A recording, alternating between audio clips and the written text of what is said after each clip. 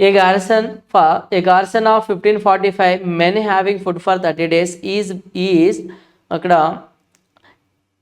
Days is beside అన్నాడు. After 11 days a reinforcement of 412 men arrives అన్నాడు. How long will the garrison be able to hold out అన్నాడు. 1545 మంది సైనికులకు 30 రోజులకు సరిపడా ఆహారం ఉందంట. 11 రోజుల తర్వాత మరో 412 మంది సైనికులు వచ్చారు. అప్పుడు ఎన్ని రోజుల వరకు ఆహారం అనేది సరిపోతుంది అంటున్నాడు. ఎన్ని రోజుల వరకు వస్తుంది? సో జనరల్గా సైనికులు ఎంతమంది ఉన్నారు? 1545 ఉన్నారు. ఎన్ని రోజులు యూజ్ చేసుకుంటున్నారు? 30 days యూజ్ చేసుకుంటున్నారు.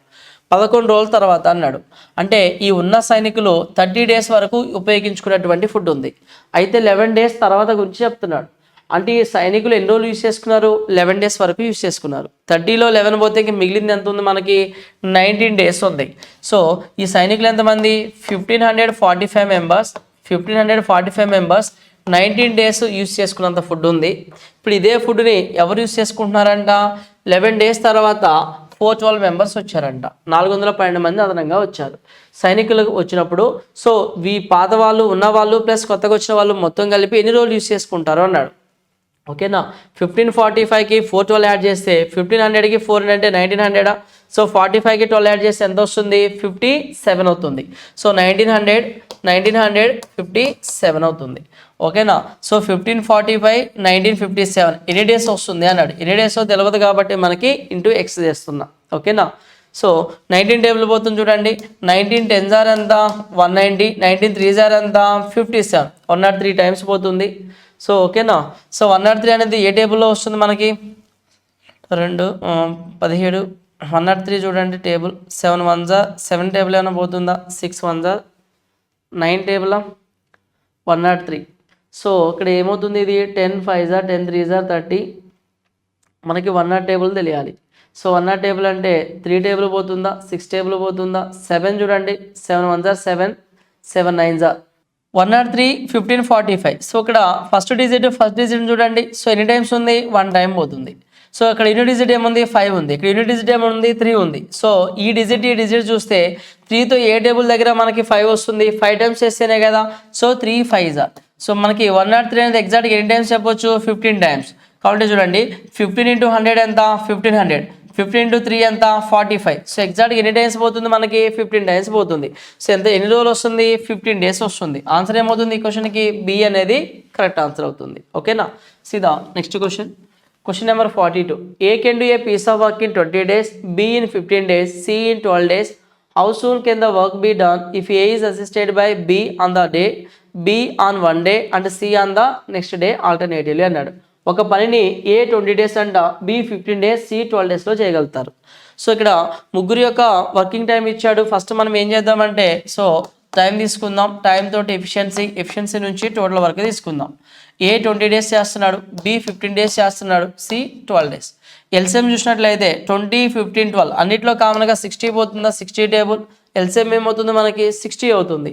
So 20 3s 60, 15 4s 12 5s. ABC ఎఫిషియన్సీలు మనకు వచ్చినాయి. 3 4 5 అనేవి ఏబిసి ఎఫిషియన్సీలు వచ్చినాయి. సో నెక్స్ట్ ఏమన్నాడు ఇక్కడ? ఏకి ఒకరోజు బీని ఏ అనే క్యాండిడేట్ ఒకరోజు బీతో చేస్తున్నాడు, మరొక రోజు సితో చేస్తున్నాడు. ఇలా ఆల్టర్నేటివ్గా పనిచేస్తే, ప్రత్యామ్నాయంగా అంటే ఆల్టర్నేటివ్గా వర్క్ చేస్తే ఎన్ని రోజుల్లో వర్క్ పూర్తవుతుంది అన్నాడు. అంటే ఫస్ట్ డే ఎవరు చేస్తున్నారు? ఏ అండ్ బి చేస్తున్నారు. సెకండ్ డే ఎవరు చేస్తున్నారు? ఏ అండ్ సి చేస్తున్నాడు. 1 dayలో ఏ అండ్ బి 3 + 4 ఎంత? 7 units కంప్లీట్ చేయగలుగుతారు. అదే నెక్స్ట్ డే వచ్చేసరికి ఏ అండ్ సి ఎంత వర్క్ కంప్లీట్ చేస్తున్నారు? 3 + 5 8 units కంప్లీట్ చేస్తున్నారు. ఓకేనా? సో ఇక్కడ 7 + 8 ఎంత? 2 daysలో మొత్తం మనకి ఎన్ని యూనిట్స్ కంప్లీట్ అవుతుంది? సో 7 + 8 15 units కంప్లీట్ అవుతుంది. 15 units. టోటల్ వర్క్ ఎంత? 60. 15 అనేది ఏ టేబుల్ వెళ్తుంది? 15 4s 15 4s ఎంత? 60. 4 టైమ్స్ పోతుంది. అప్పుడు 2 4s ఎంత? 8 days. టోటల్ వర్క్ మనకి ఎన్ని డేస్లో కంప్లీట్ అవుతుంది అంటే 8 daysలో కంప్లీట్ అవుతుంది. ఓకేనా? సీదా next question. Question number 43. What annual instalment will discharge a డెబ్ట్ of ₹1060 due in 4 years at 4% simple interest అన్నాడు. 4 సంవత్సరాలలో 4% సాధారణ వడ్డీకి చెల్లించాల్సిన 1060 రూపాయల రుణాన్ని ఏ వార్షిక వాయిదా ద్వారా చెల్లిస్తే ఆ అప్పు తీరిపోతుంది అన్నాడు. సో మనకి ఏమడిగాడు, ఈచ్ ఇన్స్టాల్మెంట్ అన్నాడు.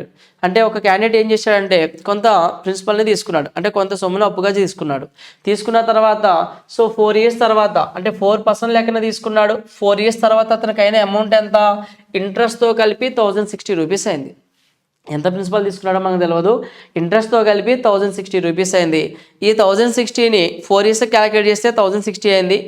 ఆ వాల్యూని ఈచ్ ఇయర్ అంటే 4 ఇయర్స్ 4 ఇన్స్టాల్మెంట్స్ 4 ఈక్వల్ ఇన్స్టాల్మెంట్స్లో క్లియర్ చేయాలి. మనకు అడిగింది ఏంటి, ఈచ్ ఇన్స్టాల్మెంట్ ఎంత అని అడిగాడు. ఓకేనా, నేను ఎంత ఇన్స్టాల్మెంట్ పే చేస్తున్నానో తెలియదు, నేను అప్పు చేసిన ఎంత ఇన్స్టాల్మెంటో నాకు తెలియదు కాబట్టి 100 పార్ట్స్గా తీసుకుంటున్నా. నేను ఫస్ట్ ఇయర్ మాత్రం నేను ఫస్ట్ ఇయర్ అనేది ఇయర్ కాకుండా ఇన్స్టాల్మెంట్ పే చేయలేను కాబట్టి సో ఇన్స్టాల్మెంట్ అంటే ఫస్ట్ ఇయర్ పే చేస్తున్నా కాబట్టి వితౌట్ ఇంట్రెస్ట్తో పే చేస్తున్నా. నేను సెకండ్ ఇయర్ అదే ఇన్స్టాల్మెంట్ని పే చేస్తున్నా. ఇదేంటిది, నేను ఈచ్ ఇన్స్టాల్మెంట్ పే చేసే అమౌంట్. సెకండ్ ఇయర్ పే చేస్తున్నా అంటే దీన్ని నేను 1 ఇయర్ నాగిరి ఉంచుకున్నా. ఫస్ట్ ఇయర్ నాగిరి ఉంది కాబట్టి ఫస్ట్ ఇయర్ ఇంట్రెస్ట్ యాడ్ చేసి పే చేస్తున్నా. ఇంట్రెస్ట్ ఎంత అన్నాడు, 4% అన్నాడు కాబట్టి ఫస్ట్ ఇయర్ ఇంట్రెస్ట్ 4% యాడ్ చేసి పే చేస్తున్నా. నెక్స్ట్ ఇదే ఇన్స్టాల్మెంట్ నేను థర్డ్ ఇన్స్టాల్మెంట్ పే చేస్తున్నా. థర్డ్ ఇయర్ పెడుతున్నా అంటే ఫస్ట్ 2 ఇయర్స్ ఇది నా దగ్గర ఉంది కాబట్టి 2 టైమ్స్ నేను ఇంట్రెస్ట్ పే చేస్తున్నా. 2 ఇయర్స్ 2 టైమ్స్ ఇంట్రెస్ట్ని పే చేస్తున్నా.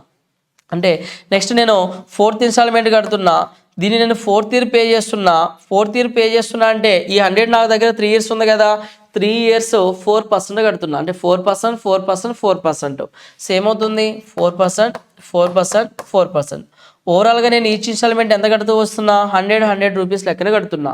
సో ఇన్స్టాల్మెంట్ కట్టే ప్రాసెస్లో టైం పీరియడ్కి అనుగుణంగా ఇంట్రెస్ట్ని యాడ్ చేసి కడుతున్నా. ఓకేనా, సో ఇక్కడ 4 అనేది 3 ఉన్నాయి, 3 + 3 ఎంత 6 × 4 ఎంత 24, టోటల్ ఎంత 424 రూపీస్ అమౌంట్ అయింది. యాక్చువల్గా నేను ఈచ్ ఇన్స్టాల్మెంట్ ఎంత కట్టాలి, 100. ఇవంతా ఏంటి, నేను తీసుకున్న ప్రిన్సిపల్ ఏదైతే ఉందో అది 400 ఉంది, ఇంట్రెస్ట్తో కలిపి 424 అయింది. అప్పుడు ఈ 424 అమౌంట్ని నేను ఈచ్ ఇయర్ ఎంత లెక్కన కట్టినా, 100 రూపీస్ లెక్కన కట్టినా. అలాగే క్వశ్చన్లో ఏమన్నాడు, 1060 రూపీస్ అమౌంట్ని ఎంత ఇన్స్టాల్మెంట్ లెక్కన కట్టావు అన్నాడు. ఓకేనా, సో ఎన్ని టైమ్స్ పోతుంది చూడండి, ఇక్కడ 424 అనేది ఖచ్చితంగా 1060లో పోయేటట్టే ఉంటుంది. సో ఎన్ని టైమ్స్ పోతుంది అంటే 4 2 జార్ చూద్దామా, 4 2 జార్ 4 5 జార్ చూద్దామా, 424,000. సో ఎన్ని టైమ్స్ అనేది మనకి ఇక్కడ చూస్తే క్యాల్కులేట్ చేస్తే, ఒకవేళ ఇక్కడ డైరెక్ట్ మల్టిపుల్ లేదు అంటే ఏం చేద్దామంటే క్రాస్ మల్టిప్లై చేద్దాం. క్రాస్ మల్టిప్లై చేస్తే వచ్చే వాల్యూ ఏంటి మనకి, ఇక్కడ క్రాస్ మల్టిప్లై చేస్తే 100 × 1060/1060/424. 4 అనేది ఎన్ని టైమ్స్ పోతుంది, 25 టైమ్స్ పోతుంది. So 4 10s are 4 6s are 24, 106 అంటే ఎన్ని టైమ్స్ పోతుంది, ఇక్కడ 10 టైమ్స్ పోతుంది. 25 × 10 ఎంత 250. సో ఆన్సర్ ఏమవుతుంది, ఈచ్ ఇన్స్టాల్మెంట్ ఎంత లెక్కన కట్టాడు, 250 రూపీస్ లెక్కన కట్టడం జరిగింది. ఓకేనా, సీదా next question. A and B together can do a piece of work in 7 days if A does twice as much more as B in a given time అన్నాడు. సో ఇక్కడ మనకి మోర్ అని తీసుకోకుండా మోర్ తీసేయండి, మోర్ కన్సిడర్ చేయొద్దు. A and B together can do a piece of work in 7 days. A does twice as much as B in a given time. Find how long A alone would take to do the work అన్నాడు. A మరియు B ఇద్దరు కలిసి ఒక పనిని 7 రోజుల్లో చేశారు. ఇచ్చిన సమయంలో Bకి A 2 రెట్లు చేస్తే, ఇచ్చిన సమయంలో B చేసిన పనికి A అనే క్యాండిడేట్ 2 రెట్లు పని చేసిండట, 2 టైమ్స్ వర్క్. అంటే ఎఫిషియన్సీ ఎలా ఉంది, Bతో కంపేర్ చేస్తే ఏది 2 టైమ్స్ ఉంది. A మాత్రమే పని చేయడానికి ఎంత సమయం తీసుకుంటాడు, A అనే క్యాండిడేట్ B అనే క్యాండిడేట్ అన్నాడు.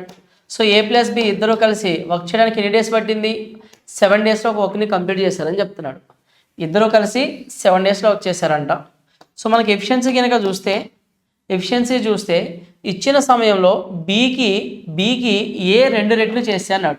బి ఎంతవరకు అయితే చేసిండ్రో ఆ వర్క్కి 2 టైమ్స్ వర్క్ చేసిండంట ఏ అనే క్యాండిడేట్. సో ఎఫిషియన్సీ ఏమవుతుంది, 2:1 అవుతుంది. ఇద్దరు ఎఫిషియన్సీ ఎంత 3 అవుతుంది. టైం ఇంటూ ఎఫిషియన్సీ ఏమొస్తుంది మనకి, టోటల్ వర్క్ 21 వస్తుంది. ఇప్పుడు ఈ వర్క్ని ఎవరు చేయమని చెప్తున్నాడు, ఏ మాత్రమే చేస్తే, అంటే ఏ ఒక్కడే చేస్తే 8 డేస్ పడుతుంది. ఏ ఎఫిషియన్సీ ఎంత ఉంది మనకి 2 ఉంది.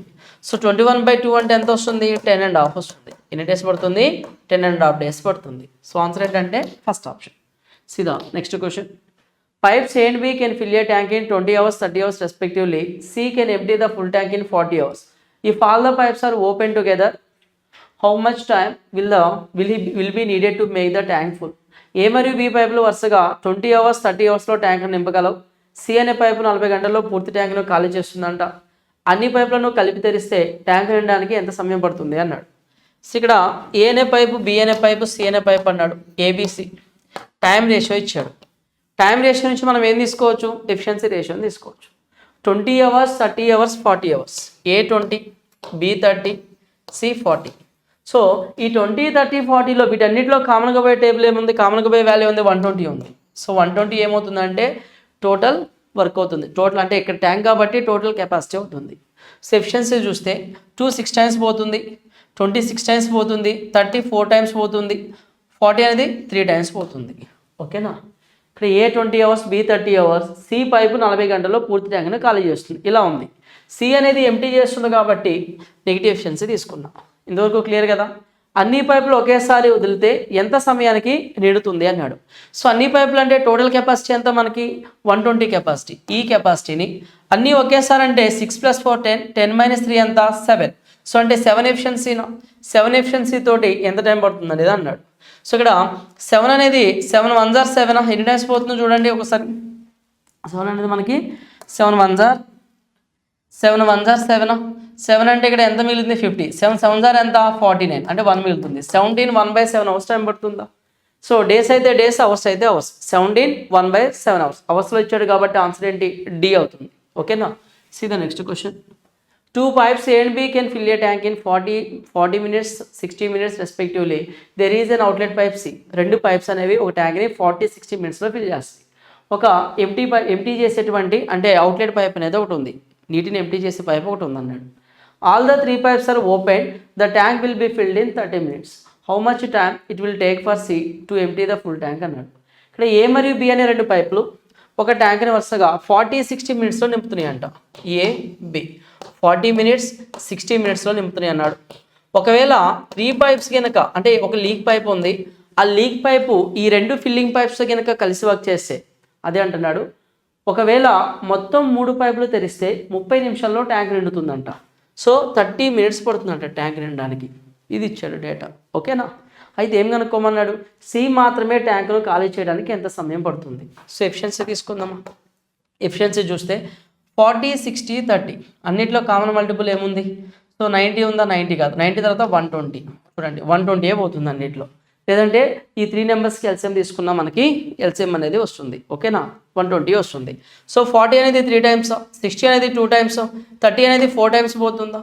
సో ఇక్కడ 3 కలిపి వర్క్ చేస్తే కలిసి వర్క్ చేస్తే నిండే టైం ఇచ్చాడు కాబట్టి మనకి ఎఫిషియన్సీ ఇక్కడ పాజిటివ్గా వస్తుంది. ఓకేనా? సో ఇప్పుడు ఏ ప్లస్ బి ఎంత? 3 + 2 5 అన్నాడు. ఏ ప్లస్ బి ప్లస్ సి కలిపితే 4 అన్నాడు. అంటే ఈ రెండింటి ఎఫిషియన్సీ ఏమో 5 ఉంది. అప్పుడు సి ఎఫిషియన్సీ ఖచ్చితంగా ఎంత ఉంటుంది? 5లో నుంచి ఏ వాల్యూను తీసేస్తే 4 అవుతుంది? 1ని రిమూవ్ చేస్తేనే కదా. అంటే సి ఎఫిషియన్సీ ఏమని చెప్పొచ్చు మనం? -1. ఏ ప్లస్ బి 5 అయితే సి ఎఫిషియన్సీ -1. క్వశ్చన్ ఏమన్నాడంటే సి మాత్రమే పూర్తిగా వర్క్ చేసినట్లయితే ఎంత టైంలో ఎంటీ చేస్తుంది అన్నాడు. Total 120 capacity 1 efficiency. 120/1 అంటే ఏమొస్తుంది మనకి? 120 మినిట్స్ వస్తుంది. సో ఆన్సర్ ఏమవుతుందంటే సెకండ్ ఆప్షన్ అనేది కరెక్ట్ ఆన్సర్ అవుతుంది. ఓకేనా? 47. A student goes to his school from his house walking at 4 km/h, reaches his school 10 minutes late అన్నాడు. Next day starting at the same time he walks at 6 km/h and reaches his school in 15 minutes early. How for is the school from the house. ఒక విద్యార్థి తన ఇంటి నుండి 4 వేగంతో తన పాఠశాలకు వెళ్తున్నాడు మరియు అతను పాఠశాలకు 10 నిమిషాలు ఆలస్యంగా చేరుకుంటాడంట. మరుసటి రోజు అతను గంటకి 6 కిలోమీటర్ వేగంతో నడిస్తే 10-15 నిమిషాలు ముందుగా తన పాఠశాలకి చేరుకుంటాడు. అయితే ఇంటి నుండి పాఠశాలకు ఎంత దూరం ఉంది అని అంటున్నాడు. ఇక్కడ మీకు లేట్ ఎర్లీ టైమ్ అండ్ డిస్టెన్స్లో మనకి లేట్ ఎర్లీ కాన్సెప్ట్గా చెప్తాం. లేట్ ఎర్లీ కాన్సెప్ట్ ఇది. సో మనకి లేట్ అని ఇచ్చాడు అనుకోండి, లేట్ లేదా ఎర్లీ అని ఇస్తే టైంని సబ్ట్రాక్ట్ చేస్తాం, టైం డిఫరెన్స్ తీసుకుంటాం, టైం సబ్ట్రాక్ట్ చేస్తాం. అలా కాకుండా లేట్ ఎర్లీ లేదా ఎర్లీ లేట్ కనుక ఇచ్చాడంటే టైమ్స్ని యాడ్ చేస్తాం, టైమ్స్ని యాడ్ చేసి తీసుకుంటాం. ఓకేనా? సో మనకు ఆల్రెడీ ఉన్న కాన్సెప్ట్ అది. ఇక్కడ ఏమన్నాడు క్వశ్చన్లో? ఒక స్పీడ్తో వెళ్తున్నాడు, 4 స్పీడ్తో వెళ్తే 10 నిమిషాలు లేట్ అని చెప్తున్నాడు. 10 నిమిషాలు లేట్ అంట. అలాగే నెక్స్ట్ రోజు 6 స్పీడ్తో వెళ్తున్నాడు. 6 స్పీడ్తో వెళ్తే ఎన్ని నిమిషాలు ముందుకు వెళ్తున్నాడు? 15 మినిట్స్ ముందుకు వెళ్తున్నాడు. సో ఫస్ట్ కేసులోనేమో లేట్ అంటున్నాడు, సెకండ్ కేసులోనేమో ఎర్లీ అంటున్నాడు. లేట్ అండ్ ఎర్లీ అంటే ఏం చేయాలి, మనం రెండు టైమ్స్ని యాడ్ చేయాలి. ఓకేనా. సో ఇప్పుడు రెండు మెథడ్స్ చెప్తాను ఇక్కడ. ఫస్ట్ మెథడ్ చూద్దాం, స్పీడ్ రేషియో చూద్దాం. 4:6. స్పీడ్ రేషియో ఏముంది, 4:6 ఉంది. సో రివర్స్ చేస్తే ఏమవుతుంది, టైం రేషియో అవుతుంది 3:2. సో మనకి టైం డిఫరెన్స్ ఎంత ఉంది, 1 పార్ట్ ఉంది. సో 1 పార్ట్ టైం అనేది ఇక్కడ టైం డిఫరెన్స్ ఎంత, లేట్ అన్నాడు ఎర్లీ అన్నాడు, రెండింటిని యాడ్ చేస్తాం 25 minutes. రెండింటి టైం ఎంత, 25 minutes. 1 part 25 అయితే 2 parts ఎంత, నువ్వు ఈ టైం అయినా తీసుకో ఈ టైం అయినా తీసుకో, 2 parts ఎంత, 25 అంటే 25 2 అంటే ఎంత, 50 minutes అవుతుందా. 50 minutes అంటే 6 స్పీడ్తో 50 minutes ట్రావెల్ చేసినావు స్కూల్కి వెళ్ళడానికి. 50 స్పీడ్తో అంటే 6 స్పీడ్తో 50 minutes అంటే స్పీడ్ ఇంటూ టైం ఏంటి, డిస్టెన్స్. ఈ మినిట్స్ని అవర్స్లో మార్చాలంటే by 60 చేస్తాం, into 6, 0 cancel, 6 cancel. So distance ఎంత, స్కూల్కి 5 kilometers అవుతుంది. స్కూల్కి డిస్టెన్స్ ఎంత, 5 kilometers అవుతుంది. సో ఇది ఒక మెథడ్. ఓకే, నా ఆన్సర్ ఏమవుతుంది, బి అనేది కరెక్ట్ ఆన్సర్ అవుతుంది. సో ఇంకొక మెథడ్ ఏంటంటే ఎల్సిఎం మెథడ్ చూద్దాం. సో ఇచ్చిన స్పీడ్స్ ఉన్నాయి కదా, వాటికి ఎల్సిఎం తీసుకో. 4, 5 ఇచ్చిన స్పీడ్స్ ఏమున్నాయి, 4 and 6 కదా మనకి ఇచ్చింది అక్కడ. 4 and 6 4, 6. ఎల్సిఎం ఎంత అవుతుంది, 12 అవుతుంది. 4కి 6కి ఎల్సిఎం ఎంత, 12. సో ఈ రెండు స్పీడ్స్ ఎల్సిఎం తీసుకుంటే వచ్చే రిజల్ట్ ఏంటి, 12 కదా. 12 డిస్టెన్స్ అంటే రెండు ట్రావెల్ చేసినటువంటి కామన్ డిస్టెన్స్. అంటే ఫస్ట్ స్పీడ్ సెకండ్ స్పీడ్ రెండు స్పీడ్స్ తోటి కవర్ చేసినటువంటి కామన్ డిస్టెన్స్ వస్తుంది. ఓకేనా. సో 4 స్పీడ్తో వెళ్తే 3 hours పడుతుంది, 6 స్పీడ్తో వెళ్తే 2 hours పడుతుంది. So 3 hours 2 hours time difference ఎంత, 1 hour. 1 hour అంటే ఎంత, 60 minutes. 60 minutesకి అది 12 kilometers డిస్టెన్స్ వెళ్తే 60 minutesకి 12 kilometers డిస్టెన్స్ వెళ్తే సో ఏమన్నాడు, ఫస్ట్ లేట్ అన్నాడు, నెక్స్ట్ ఎర్లీ అన్నాడు కదా. సో లేట్ ఎర్లీ అంటే టైం డిఫరెన్స్ ఎంత యాడ్ చేస్తే 25 minutes. 25 minutesకి ఎంత డిస్టెన్స్ వెళ్తుంది. ఓకేనా. సో ఒక డిజిట్ ముందు డాట్, 6 2s ఎంత, 12 అవుతుందా. అలాగే ఒక డిజిట్ ముందు డాట్, 2.5 2s ఎంత, 5 అవుతుంది, 5 kilometers. సో ఆ డిస్టెన్స్ ఎంత అంటే 5 kilometers. ఇలా ఎల్సిఎం బేస్ అయినా క్యాలిక్యులేట్ చేయొచ్చు, లేదంటే రేషియో బేస్ అయినా క్యాలిక్యులేట్ చేయొచ్చు. ఓకేనా. సీదా నెక్స్ట్ క్వశ్చన్ ఏమి ఇచ్చాడో చూద్దాం. మనకి ఇక్కడ a train travel from A to B and back in a certain time at the rate of 60 km/h. If the train had traveled from A to B at the rate of 8 km/h and back from B to A at the rate of 40 km/h, it would take 2 hours longer. The distance between A and B is అన్నాడు. ఒక రైలు ఏ నుండి బీకి మరియు తిరిగి నిర్దిష్ట సమయంలో గంటకు 60 వేగంతో ప్రయాణించిందంట. కానీ రైలు ఏ నుండి బీకి గంటకు 80 కిలోమీటర్ల వేగంతో ప్రయాణించినట్లయితే మరియు బి నుండి ఏకి గంటకి 40 కిలోమీటర్ల వేగంతో తిరిగి వస్తే 2 గంటలు ఎక్కువ సమయం పడుతుందన్నాడు. అయితే ఏ మరియు బి మధ్య ఎంత దూరం ఉందనేది ఫైండ్ అవుట్ చేయమని చెప్తున్నాడు. సో ఇక్కడ ఫస్ట్ మనకి ఏ నుంచి బీకి వెళ్ళాడు, బి నుంచి ఏకి వచ్చాడు. అంటే ఫస్ట్ మనకి యావరేజ్ స్పీడ్ ఇచ్చాడు. ఎంత ఇచ్చాడు, టోటల్ యావరేజ్ స్పీడ్ 60 అంటున్నాడు. స్పీడ్ రేషియో చూస్తే 60 యావరేజ్ స్పీడ్ ఇచ్చాడు. నెక్స్ట్ కానీ ఏ నుండి బీకి ఇంకొక కండిషన్ ఇచ్చాడు. బీకి 80 వేగంతో వెళ్తున్నాడు, తిరిగి 40 వేగంతో వస్తున్నాడు. అప్పుడు యావరేజ్ స్పీడ్ ఏమవుతుంది, డిస్టెన్స్ సేమ్ అయినప్పుడు యావరేజ్ స్పీడ్ ఎంత, 2ab/a+b అవుతుంది. ఓకేనా. సో 2ab/a+b అంటే సో 80 ఇక్కడ 2ab/a+bనా. సో 0 క్యాన్సిల్ అవుతుందా, 0 క్యాన్సిల్. లేదంటే ఇక్కడ మనకి ఈ వాల్యూ ఎట్నే ఉంచి 4 మల్టిపుల్ ఉంది కదా, 4తో క్యాన్సిల్ చేద్దామా. ఇక్కడ 40 1s are 43s are 2 8s are ఎంత, 160/3 అవుతుంది. యావరేజ్ స్పీడ్ ఏమవుతుంది, 160/3. సో 160/3. ఈ 3 అనేది ఇటు మల్టిపుల్ అవుతుందా, సరే 160/3. ఈ 3 ఇటు మల్టిపుల్ అయితే 3 6s are ఎంత, 180. సో 180 160. సో ఇక్కడ వాల్యూ ఏమవుతుంది, 180 160. సో 180 ఈ యువతలకు వస్తే 180 160. 0 క్యాన్సిల్. టైం రేషియో వస్తుందా, టైం రేషియో ఏమొస్తుంది, 2 9s are 2 8s are. Speed రేషియోకి రివర్స్ చేసుకుంటే మనకి ఏమొస్తుంది, టైం రేషియో వస్తుంది. స్పీడ్ రేషియోకి రివర్స్ తీసుకుంటే మనకి ఏమొస్తుంది, టైం రేషియో వస్తుంది. అయితే 8:9 టైం రేషియో. టైం డిఫరెన్స్ ఎంత అయింది మనకి ఇక్కడ, 1 part పెరిగిందా. సో 1 part అనేది ఎన్ని అవర్స్ అన్నాడు, 2 hours, 2 గంటలు ఎక్కువ సమయం అన్నాడు. 1 part 2 hours అయితే 1 part ఎంత డిఫరెన్స్, 2 hours వచ్చింది. అయితే ఏ మరియు బి మధ్య దూరం అన్నాడు. ఏ మరియు బి మధ్య దూరం అంటే ఇక్కడ 8 అని తీసుకోండి, లేదంటే 9 అయినా తీసుకోండి. సో 8 parts ఫస్ట్ కాంబినేషన్లో 8 parts జర్నీ అన్నాడు కదా. So 8 part. సో 1 part 2 అయితే 8 parts ఎంత, 8 2s are ఎంత, 16 hours. టోటల్ జర్నీ ఎంత 16 అవర్స్. సో స్టార్టింగ్లో వెళ్ళేటువంటి యావరేజ్ స్పీడ్ ఎంత 60 వచ్చిందా, ఇక్కడ టైం ఉంది, స్పీడ్ తీసుకుంటే మనకి డిస్టెన్స్ వస్తుందా. సో 6 × 16 ఎంత 96, ఓకే 960 వస్తుంది, 960 వస్తుంది. కాకపోతే యావరేజ్ స్పీడ్ 60 కదా. సో ఒక సైడ్ అటు సైడ్ 60 ఇటు సైడ్ 60, మనకు కావాల్సిన ఏంటి సింగిల్ డిస్టెన్సే కదా. టోటల్ జర్నీ అంటే అటు వెళ్ళి ఇటు రావడానికి 16 అవర్స్ పట్టింది. ఆ టోటల్ డిస్టెన్స్ ఎంత అంటే మనకి ఎంత వస్తుంది 16 6 ఎంత 960 వస్తుంది, 960 వస్తుంది. సింగిల్ డిస్టెన్స్ అన్నాడు కాబట్టి దాంట్లో హాఫ్ అంటే ఎంత వస్తుంది అంటే 480 కిలోమీటర్స్. ఆ డిస్టెన్స్ ఎంత అంటే 480 కిలోమీటర్స్ జర్నీ డిస్టెన్స్. ఓకేనా, క్లియర్ కదా. సీదా next question 49. A man goes, see 49, a man goes half of certain distance at 40 and the other half at 60 speed. His average speed for the whole journey అన్నాడు. ఒక వ్యక్తి గంటకి 40 వేగంతో నిర్దిష్ట దూరంలో సగం దూరం వెళ్తాడు మరియు మిగిలిన సగం దూరం 60 కిలోమీటర్ల వేగంతో వెళ్తాడు. ప్రయాణానికి పట్టిన మొత్తం సగటు వేగం ఎంత అంటే ప్రయాణించినటువంటి సగటు వేగం ఎంత అన్నాడు. సో ఇక్కడ మీరు గమనిస్తే ఫస్ట్ హాఫ్ ఏమో కొంత వేగంతో వెళ్ళాడు, నెక్స్ట్ హాఫ్ మరో వేగంతో వెళ్ళాడు. సో గమనిస్తే నువ్వు ఇక్కడ 2 హాఫ్స్ అన్నాడా, అంటే ఫస్ట్ హాఫ్ నెక్స్ట్ హాఫ్ అంటే డిస్టెన్స్ సేమ్ ఉందా, డిస్టెన్స్ సేమ్ ఉంది, different speeds. Distance same different speeds అనగానే యావరేజ్ స్పీడ్ ఏమని తీసుకుంటాం 2ab/a+b. So 0 0 cancel అయిపోతాయా. So 2 4s 8, 8 6 ఎంత 48. సో మనకి యావరేజ్ స్పీడ్ ఏమవుతుంది 48 అవుతుంది. ఓకేనా. సీదా next question 50. P and Q are two stations 50 kilometers apart. X left station P for station Q at the speed of 4 km/h and Y left station Q for station P at the speed of 6 km/h. They cross each other after. P మరియు Q అనే రెండు స్టేషన్లు 50 కిలోమీటర్ల దూరంలో ఉన్నాయి.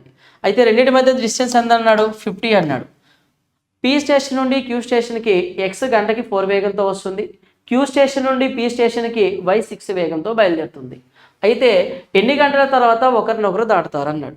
So రెండు opposite డైరెక్షన్లో వస్తున్నాయి, రిలేటివ్ స్పీడ్ యాడ్ చేస్తాము, డిస్టెన్స్ ఉంది, distance by relative speed. So 4 + 6 ఎంత అవుతుంది 4 స్పీడ్ 6 స్పీడ్ 10 రిలేటివ్ స్పీడ్ అవుతుంది. సో ఎన్ని అవర్స్కి మీట్ అవ్వడం జరుగుతుంది అంటే 5 అవర్స్కి మీట్ అవుతుంది. ఓకేనా. సీదా నెక్స్ట్ క్వశ్చన్. ఇక్కడ రాగ్నాల్ రోలో and weak start A business by investing 70,000 that ends them a profit of 40,000 at the end of the year. Ragnal invests his share in the profit in a scheme that gives him 10% interest compounded annually, and Rollo invests his share in a scheme that gives him 20% interest compounded annually. Ragnal gets 2,520 rupees as interest at the end of 2 years, and Rollo gets an interest of rupees 4,200 at the end of 1 year. Find Vic's investment in the business. అయితే total బిజినెస్లో Vicks యొక్క investment ఎంత అని అడుగుతున్నాడు. Same ఎట్లా చూస్తే okay. ఇక్కడ రాగ్నాల్ రోలో మరియు విక్ అనే క్యాండిడేట్స్ ముగ్గురు కలిసి ఒక బిజినెస్ని ప్రారంభించారు. ఎంత అమౌంట్తో ప్రారంభించారంటే 70,000తో బిజినెస్ చేశారు. జనరల్గా మనకి పార్ట్నర్షిప్లో మనకి తెలిసిన కండిషన్ ఏంటి అంటే పార్ట్నర్షిప్లో ఇన్వెస్ట్మెంట్ రేషియో అనేది directly proportional to profit ratio అవుతుంది. ఇన్వెస్ట్మెంట్ రేషియో అనేది ప్రాఫిట్ రేషియో అవుతుంది. ఓకేనా. సో మనం ఇక్కడ ఇన్వెస్ట్మెంట్ అనేది టోటల్ అంటే అందరూ కలిపి ఇన్వెస్ట్ చేసిన అమౌంట్ ఇచ్చాడు, మిక్స్డ్ అమౌంట్ ఇచ్చాడు. సో మనం విడివిడిగా ఒక క్యాండిడేట్ని ఫైండ్ అవుట్ చేయాలంటే ఏం చేయాలి, మనం ఫస్ట్ ప్రాఫిట్ రేషియోని చూసుకోవాలి. ప్రాఫిట్ రేషియో ఏదైతే ఉంటుందో అది ఇన్వెస్ట్మెంట్ రేషియో అవుతుంది, లేదా ఇన్వెస్ట్మెంట్ రేషియో ఏదైతే ఉంటుందో అది ప్రాఫిట్ రేషియో అవుతుంది. ఓకేనా. సి ఇక్కడ వాళ్ళ మొత్తానికి వచ్చిన ప్రాఫిట్ ఎంత 42,000 అంటున్నాడు. ఇక్కడ రాగ్నల్ లాభంలో తనకు వచ్చిన లాభాన్ని 10% చొప్పున పెట్టుబడిగా వచ్చిన చక్రవడ్డీ ఎంత అన్నాడంటే వచ్చిన చక్రవడ్డీ 2520 రూపీస్ అన్నాడు. రోలో లాభంలో తనకు వచ్చిన లాభాన్ని 20% చొప్పున పెట్టుబడిగా వచ్చిన చక్రవడ్డీ 4200 అని చెప్తున్నాడు. సో ఇక్కడ అయితే మనకి విక్ అనే క్యాండిడేట్ ఎంత పెట్టుబడి పెట్టాడు అంటే ఈ ఇన్ఫర్మేషన్ మీనింగ్ ఏంటంటే సింపుల్గా చెప్పాలంటే 3 క్యాండిడేట్స్ 70,000 పెట్టుబడి పెట్టారు, 42,000 లాభం పొందారు. అయితే రాగ్నల్ అనే క్యాండిడేట్కి ఏమో చక్రవడ్డీ లెక్కన చూస్తే 10% చొప్పున 2 సంవత్సరాలకి వచ్చేటువంటి వడ్డీ ఎంత వచ్చింది అంటే చక్రవడ్డీ 10% లెక్కన 2 సంవత్సరాలకి ఎంత వస్తుంది, మొదటి సంవత్సరం మీద 10%, రెండో సంవత్సరం మీద 10%, 20%, మళ్ళీ ఇంట్రెస్ట్ మీద ఇంట్రెస్ట్ అంటే 10 మీద 10% అంటే 1, సో 21% వచ్చింది. సో రాగ్నల్ గురించి మాట్లాడుతున్నా 21% వాల్యూ ఎంత అని చెప్తున్నాడు క్వశ్చన్లో 2520 అయితే అంటే 21% అంటే ఇక్కడ మనకి వాళ్ళు ఏ రేట్ అంటే ఎంత వడ్డీ అయితే వచ్చిందో అంటే వాళ్ళకి ఎంత వడ్డీ అయితే వచ్చిందో దాన్ని ప్రాఫిట్గా తీసుకోమని చెప్తున్నాడు. ఎంత వడ్డీ అయితే వచ్చిందో అది ప్రాఫిట్. అంటే 21% వచ్చింది కాబట్టి వడ్డీ 21% ప్రాఫిట్. రగ్నల్ అనే క్యాండిడేట్కి 21% ప్రాఫిట్ ఎంత వస్తే అప్పుడు 100% ప్రాఫిట్ ఎంత వస్తుంది? పాయింట్ అర్థమైందా?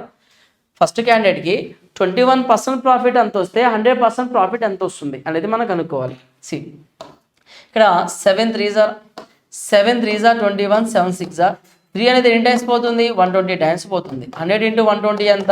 12,000. ఫస్ట్ క్యాండిడేట్కి వచ్చిన ప్రాఫిట్ ఎంత? 12,000. ఎవరైనా రాగ్నల్ అనే క్యాండిడేట్. నెక్స్ట్ ఏమని చెప్తున్నాడంటే రోలో లాభంలో తనకు వచ్చిన లాభాన్ని 20% చొప్పున పెట్టుబడిగా పెట్టినా వచ్చిన చక్రవడ్డీ అన్నాడు. సో ఎన్ని సంవత్సరాలకు వచ్చింది అన్నాడు? 1 సంవత్సరానికి అండి వచ్చింది. ఓకేనా? 1 సంవత్సరానికే వచ్చింది. సో ఇంగ్లీష్లో చూస్తే ఇన్ఫర్మేషన్ ఉంది 1 ఇయర్కి అన్నాడు. సో 1 ఇయర్కి అంటే అర్థం ఏంటి? సెకండ్ క్యాండిడేట్ ఎంత ఇన్వెస్ట్ చేశాడు? 1 ఇయర్కి వచ్చిన ఇంట్రెస్ట్ ఎంత? 20%. 20% వాల్యూ 4200 అయితే 20% వాల్యూ 4200 అయితే ఎవరికి? రోల్ అనే క్యాండిడేట్కి 20% ప్రాఫిట్ 4200 అయితే 100% ప్రాఫిట్ ఎంత అవుతుంది? 0 కామన్ ఉందా? So 2 2s are 2 1s are 21 times పోతుంది. సో 21 × 100 ఎంత అంటే 21,000 అవుతుంది. 2100 ఒక 0 ఎక్స్ట్రా ఉంది కాబట్టి ఒక 0 ఎక్స్ట్రా 21,000. ఇప్పుడు చెప్పండి టోటల్ ప్రాఫిట్ ఎంత? 42,000. టోటల్ ప్రాఫిట్ ఎంత? 42,000. సో ఫస్ట్ ఆర్ అనే క్యాండిడేట్కి ఎంత ప్రాఫిట్ వచ్చింది? 12,000 ప్రాఫిట్ వచ్చింది. 3 zeros అటు ఉంచండి. నెక్స్ట్ రోల్ అనే క్యాండిడేట్కి ఎంత ప్రాఫిట్ వచ్చింది? 21 parts ప్రాఫిట్ వచ్చింది. 42లో 12 + 21 అయిపోయిందా? సో 20 + 10 ఎంత? 30 33 అంటే ఎంత మిగులుతుంది? సో కంప్లీట్గా మనకి 42లో నుంచి 32 పోతే 9 parts మిగులుతుంది అంటే 9,000. థర్డ్ క్యాండిడేట్ ఎవరున్నారు? విక్ అనే క్యాండిడేట్కి 9 parts ప్రాఫిట్ వచ్చింది. 9,000 వచ్చింది. 21,000 12,000 పోతే 40లోంచి ఆ 2 ప్రాఫిట్లు పోతే మిగిలిన ప్రాఫిట్ ఎంత? 9,000. ఈ రేషియోలో వాళ్ళకి ప్రాఫిట్ వచ్చింది. ప్రాఫిట్ రేషియో ఏమవుతుంది? ఇన్వెస్ట్మెంట్ రేషియోకి ఈక్వల్ చేసుకోవచ్చు మనం. సో ఇప్పుడు ఏమవుతుంది? ఇది 3 3s are 3 7s are 3 4s are 3 4s are 4:7:3 ఈ రేషియోలో ప్రాఫిట్ వచ్చింది. ఈ ప్రాఫిట్ రేషియోనే ఇన్వెస్ట్మెంట్ రేషియో అవుతుంది. 7 + 3 ఎంత? 10. 10 + 4 ఎంత? 14. 14 parts ఏమన్నాడు? 70,000 అన్నాడు. అయితే ఇన్వెస్ట్మెంట్ ఏమో 70,000కి ఈక్వల్ చేసిన బాగానే ఉంది. ఎవరు పెట్టుబడి అడిగాడు? వివేక్ పెట్టిన అంటే విక్ అనే క్యాండిడేట్ ఎంత ఇన్వెస్ట్ చేశాడు అన్నాడు. విక్ అనే క్యాండిడేట్ ఎంత వచ్చింది మనకి? 3 parts వచ్చింది. 14 5s are ఎంత? 70. 3 5s are ఎంత? 50. సో 3 zeros ఎంత ఇన్వెస్ట్ చేశాడు? 15,000ని ఇన్వెస్ట్ చేశాడు. సో ఆన్సర్ ఏమవుతుందంటే క్వశ్చన్కి సెకండ్ ఆప్షన్ అనేది కరెక్ట్ ఆన్సర్ అవుతుంది. ఓకేనా?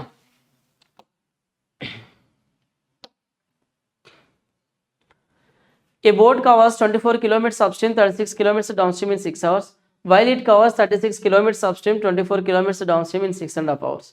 The speed of the current is అన్నాడు. ఒక పడవ 24 కిలోమీటర్స్ ఎగోకి మరియు 36 కిలోమీటర్స్ దిగోకి 6 గంటల్లో వెళ్తుంది అన్నాడు.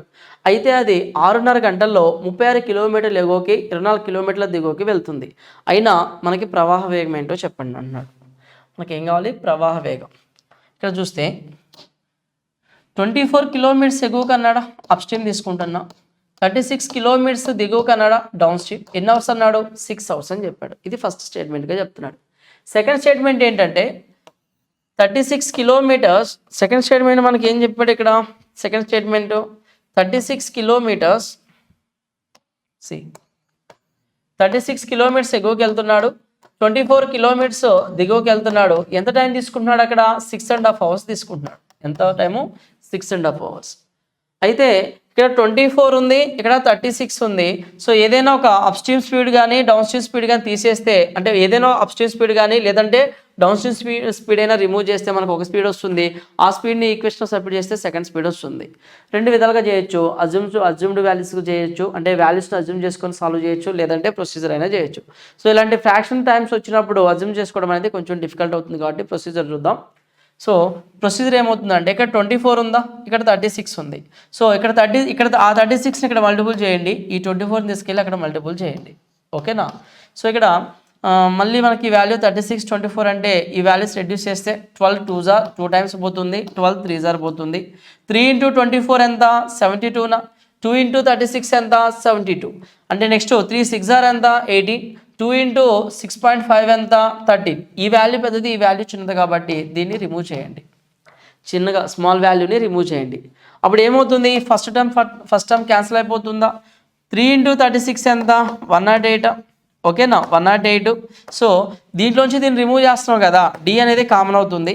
అలాగే 2 × 24 ఎంత, -48 ఈజ్ ఈక్వల్ టు 3 6 ఎంత, 18. 2 6.5 ఎంత, 2 6 12. 2.5 అంటే 1 అవుతుంది. అంటే 12 + 1/2 అంటే 13 అవుతుంది. సో 3 6 18లో నుంచి 13 పోతే 5 అవుతుంది. ఓకేనా. సో 108లోంచి 48 పోతే ఈ రిజల్ట్ ఏమవుతుంది మనకి, 60 అవుతుందా, 60. సో 5 ఎన్ని టైమ్స్ పోతుంది, 5 1s 5 12s. So down stream speed ఎంత వచ్చిందంటే మనకి 12 వచ్చింది. డౌన్ స్ట్రీమ్ స్పీడ్ ఎంత వచ్చింది, 12 వచ్చింది. ఈ 12ని తీసుకొచ్చి నువ్వు ఈ ఈక్వేషన్ అయినా సబ్మిట్ చేయి, ఈ ఈక్వేషన్ అయినా సబ్మిట్ చేయి, మనకి అప్ స్ట్రీమ్ వస్తుంది. దీంట్లో సబ్మిట్ చేస్తే 3 × 24 ఎంత, 72/u. నెక్స్ట్ 3 × 36 అంటే ఎంత, 3 × 36, 3 × 36 దాన్ని అలాగే ఉంచు, బై 12 డౌన్ స్ట్రీమ్ కదా, ఈజ్ ఈక్వల్ టు 3 6 ఎంత, 18. So 12 1s 12 3s 3 3s 9. So 72 up stream is equal to 3 అంటే 3 3s 9 అవతలకి వెళ్తే 9 అవుతుంది, 9 1s 9 8s అవుతుంది, 9 8s అవుతుంది. సో అప్ స్ట్రీమ్ ఎంత, 8 అవుతుంది. అప్ స్ట్రీమ్ ఎంత వచ్చింది మనకి, 8 వస్తుంది. డౌన్ స్ట్రీమ్ స్పీడ్ ఏమో 12 వచ్చింది, అప్ స్ట్రీమ్ స్పీడ్ ఏమో 8 వచ్చింది. నీకు ఏమడిగాడు, ప్రవాహ వేగం అడిగాడు. సో ఇక్కడ మనం చూసినట్లయితే అప్ స్ట్రీమ్ ఎంత వచ్చింది, అప్ స్ట్రీము 8 వచ్చింది, డౌన్ స్ట్రీమ్ ఎంత వచ్చింది, 12 వచ్చింది. ఓకేనా. సో ఇప్పుడు up stream down stream by 2 చేస్తే 12 + 10 ఎంత, 12 + 8 ఎంత, 20 అవుతుంది. 20/2 అంటే ఎంత, 10. Up stream down stream by 2 చేస్తే water speed, boat speed still water వస్తుంది. సో ఈ రెండు డిఫరెన్స్ ఎంత వస్తుంది అంటే వాటర్ స్పీడ్ అవుతుంది. సో మనకి ఈ క్వశ్చన్లో వాటర్ స్పీడ్ ఎంత అంటే 2 km/h అవుతుంది. సో ఆన్సర్ ఏంటి అంటే సెకండ్ ఆప్షన్ అనేది కరెక్ట్ ఆన్సర్ అవుతుంది. ఓకేనా. సీదా next question. Question number 53. The speed of a boat in still water is 10 అన్నాడు. It covers a distance of 45 km in up stream in 6 hours అన్నాడు. And of the అంటే speed of the stream is అన్నాడు. నిశ్చల నీటిలో పడవ వేగం గంటకి 10 km అన్నాడు. నిశ్చల నీటిలో పడవ వేగం అంటే ఒరిజినల్ బోట్ స్పీడ్ ఎంత అన్నాడు, 10 అన్నాడు. ఇది 6 గంటల్లో 45 కిలోమీటర్ల దూరాన్ని ఎగువకు వెళ్తుంది అన్నాడు. 6 hours పైకి వెళ్తుంది అన్నాడు. డిస్టెన్స్ బై టైం స్పీడ్ అవుతుందా. 6 7s 42, 6 5s అంటే అప్ స్ట్రీమ్ స్పీడ్ ఎంత వచ్చింది మనకి, 7.5 వచ్చింది. మనకి ఏమడిగాడు, ప్రవాహ వేగం ఎంత అన్నాడు. ఓకేనా. సో 10 ఉండాల్సింది 7.5 అంటే వాటర్ ఓవర్కమ్ చేసుకుని వెళ్తుందా. ఈ రెండు డిఫరెన్సేగా మనకు వాటర్ స్పీడ్ వచ్చేది. సో వాటర్ స్పీడ్ ఏమవుతుంది, 2.5 అనేది అవుతుంది వాటర్ స్పీడ్. ఓకేనా. సీదా next question. If x + 1/x is equal 3 అన్నాడు, then the value of x³ + 1/x by x² - x + 1 ఎంత అన్నాడు. సో మనకి ఇక్కడ x కామన్ తీయండి, x కామన్ తీస్తే x². సో ఇక్కడ x లేదు కాబట్టి బై x అవుతుందా, ప్లస్ 1/x² అవుతుంది. డినామినేటర్లో x కామన్ తీస్తే సో x ప్లస్ ఈ 1 ప్లస్లో 1 దగ్గర 1/x అని తీసుకుంటామా, ఈ -x నుంచి x కామన్ తీస్తే -1 మిగులుతుందా. సో x క్యాన్సిల్ చేస్తామా, ఈ టర్మే కదా ఇప్పుడు మనకు కావాల్సింది. సో x + 1/x ఆల్రెడీ మనకి 3 అని తెలుసు, కానీ x² 1/x² తెలియదు కదా. సో దీన్ని స్క్వేర్ చేస్తే ఏమవుతుంది, x² + 1/x² + 2ab. 3² అంటే 9. 3² అంటే ఏమొస్తుంది మనకి ఇక్కడ 9 వస్తుందా వాల్యూ, ఈజ్ ఈక్వల్ టు 9 - ఇక్కడ 2abలో ab క్యాన్సిల్ అయిపోతే ఏనే కదా 2నే కదా మిగిలేది, ఆ 2 యువతలకు వస్తే -2నా. 9 - 2 అంటే ఎంత, 7 అవుతుంది. న్యూమినేటర్లో మనకి ఏం మిగులుతుంది, 7. సో x + 1/x అంటే 3నా, 3 - 1 అంటే ఎంత, 2, 7/2. సో ఆన్సర్ ఏంటంటే ఇక్కడ 7/2 అవుతుంది. Okay. See 55. a + 1/a is equal to a + 1/a + 1 is equal to 0 అన్నాడు. వాల్యూ ఆఫ్ a⁴ - a అన్నాడు. సో అప్పుడు 1 అవతల తీసుకెళ్ళు, 1 అవతల తీసుకెళ్తే a + 1/a is equal to -1. మనకి ఏం కావాలి, a⁴ - a వాల్యూ కావాలి. ఓకేనా. a⁴ - a వాల్యూ కావాలి. సి ఇక్కడ ఏ వాల్యూ అనేది 0కి ఈక్వల్ కాకూడదు అన్నాడు. A value not is equal to 0 అన్నాడు. చూద్దామండి ఈ ఫామ్ కనుక చూస్తే క్యూబింగ్ అని బోత్ సైడ్ చేద్దామా.